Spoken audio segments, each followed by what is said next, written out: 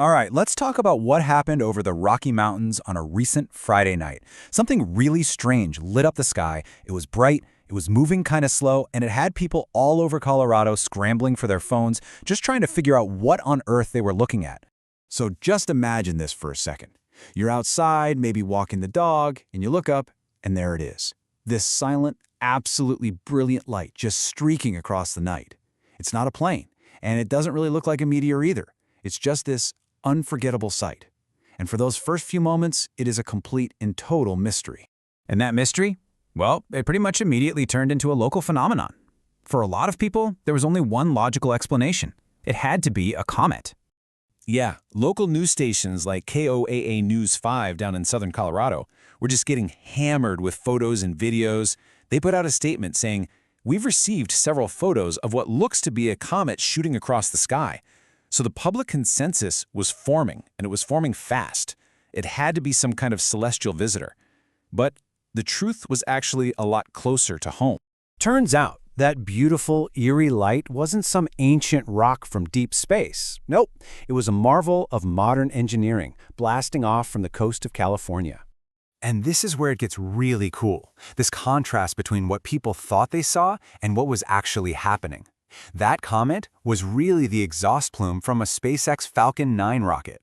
See, it had just launched from Vandenberg Space Force Base, and as it climbed super high into the atmosphere, the setting sun, which was below the horizon for people on the ground, was still shining way up there.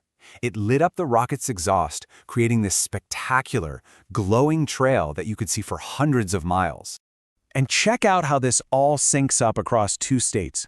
So the rocket lifts off from California at 6:09 p.m. Pacific time.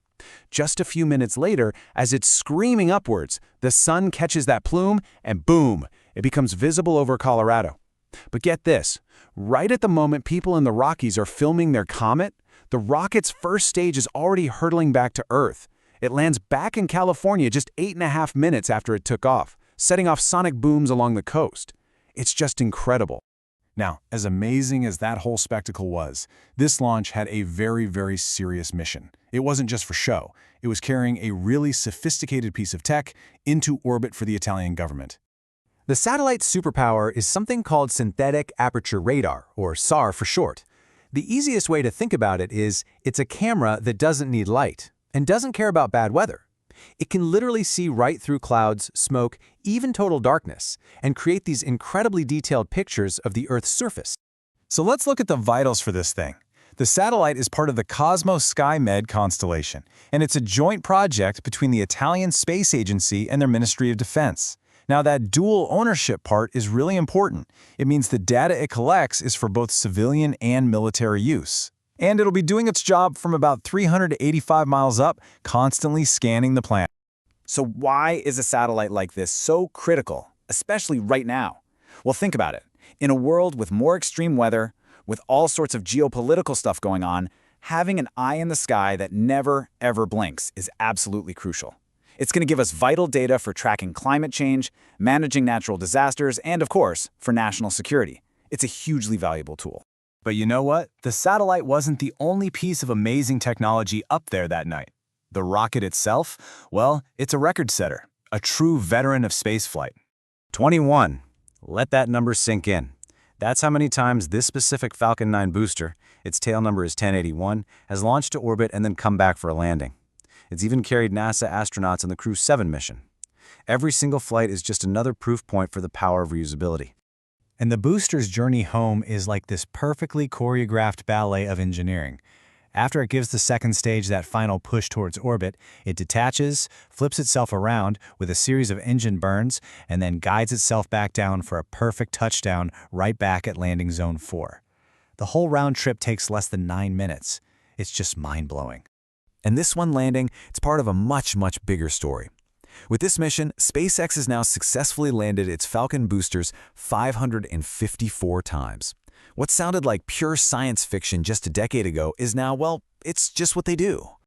So this launch wasn't just a cool light in the sky or a technical win. It was basically the starting gun for what is already shaping up to be another ridiculously busy year in space. I mean, just look at how fast things are moving. In 2025, SpaceX alone is aiming for 165 launches, and its West Coast base, Vandenberg, will host about 70 launches from everybody. And 2026 is expected to be even busier. This isn't just some industry stat. This crazy pace means more satellites are going up all the time for better GPS, faster internet, more accurate weather forecasts. We are living through a period of totally unprecedented access to space. And what's wild is that this whole mission came after a 16-day pause for SpaceX, which was their longest break between launches in 4 years. And it was just because of a minor hydraulic issue on the launch pad. It just goes to show you how absolutely relentless their normal schedule has become. A 2-week break is now considered a long time.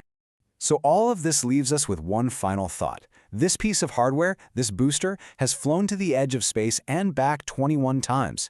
At this point, it's more of a shuttle than a throwaway rocket.